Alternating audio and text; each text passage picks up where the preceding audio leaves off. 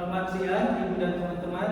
Kami dari kelompok 3 akan mempresentasikan penerapan teori capital structure.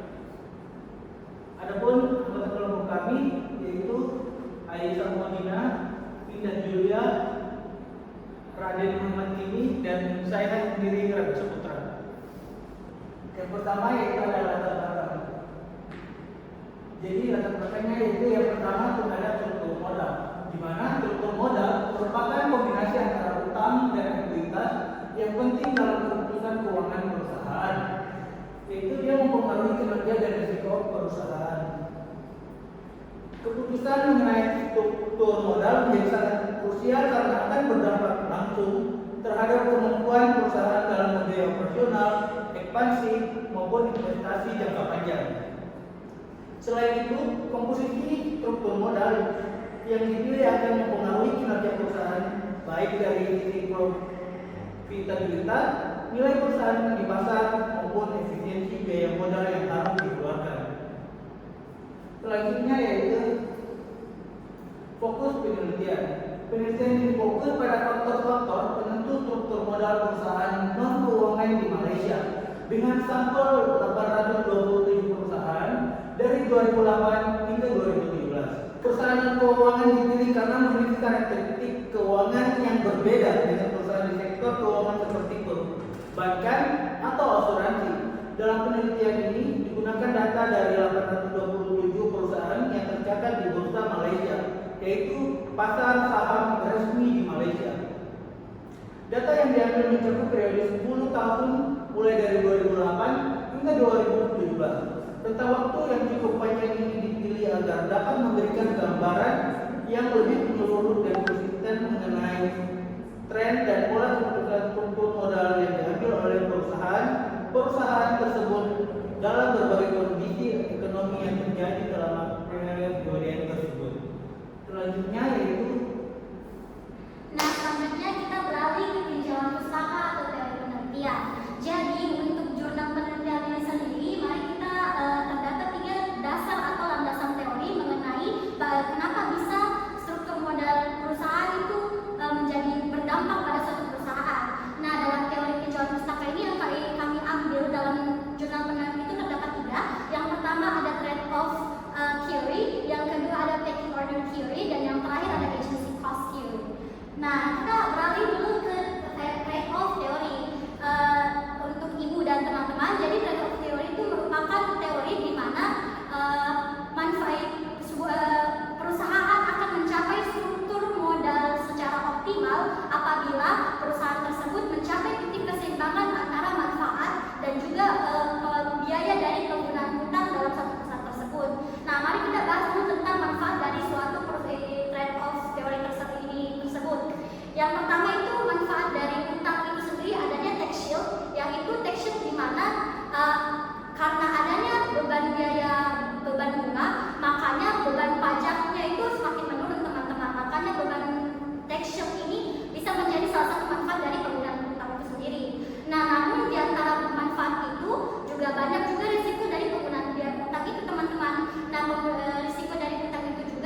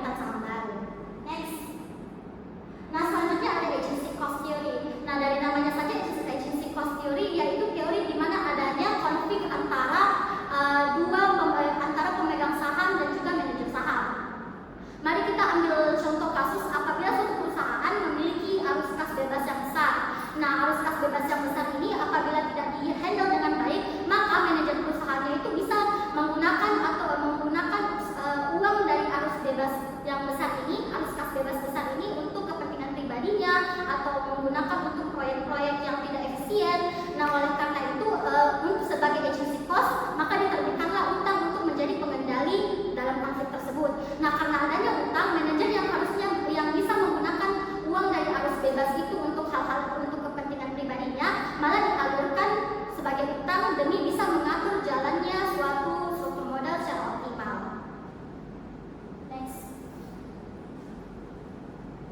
Terus selanjutnya ada metode penelitian untuk perusahaan Malaysia cenderung lebih banyak menggunakan utang jangka pendek karena pasar obligasi kurang berkembang dan kondisi ekonomi serta kebijakan makro yang tidak stabil.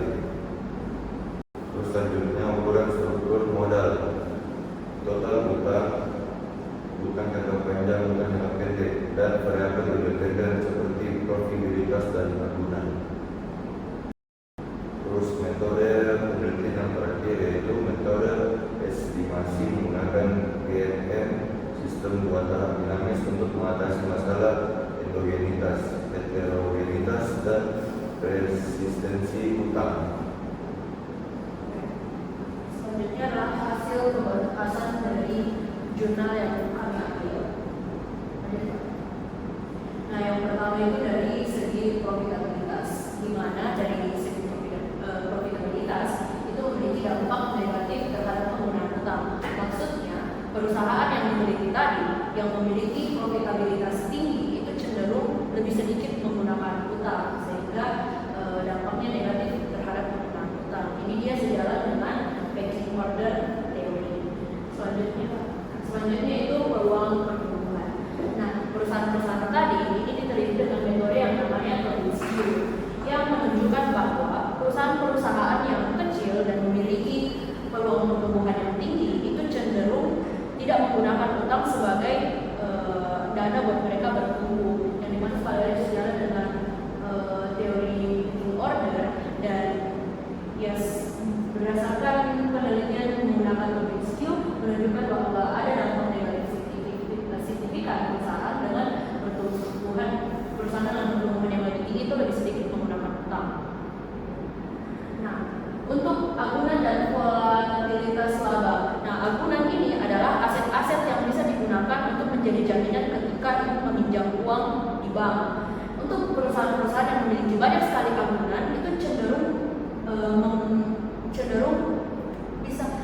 berutang lebih banyak gitu. Dan perusahaan yang volatilitas labanya naik turun, yang maksudnya kayak dia bisa saja naik drastis, bisa saja turun drastis, itu juga sangat bergantung sama utang, yang dimana itu sesuai dengan agency cost theory.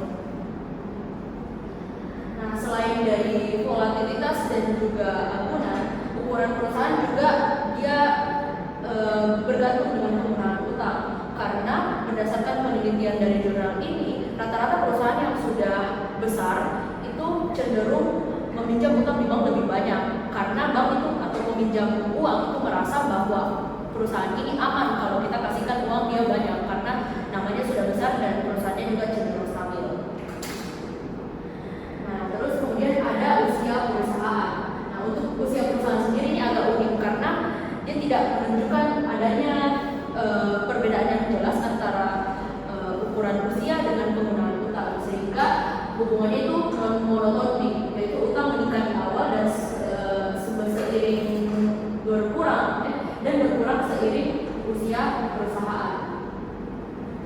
Nah, kesimpulannya adalah penelitian ini menunjukkan bahwa struktur modal perusahaan itu di Malaysia dipengaruhi oleh beberapa faktor, yaitu dengan teori-teori yang sudah disebutkan teman saya, yaitu teori trade-off dan pecking order. Faktor-faktor yang menunjang penggunaan utang ini adalah profitabilitas, peluang pertumbuhan, aset atau agunan, volatilitas laba, ukuran perusahaan, dan usianya juga. Dan inilah yang menyebabkan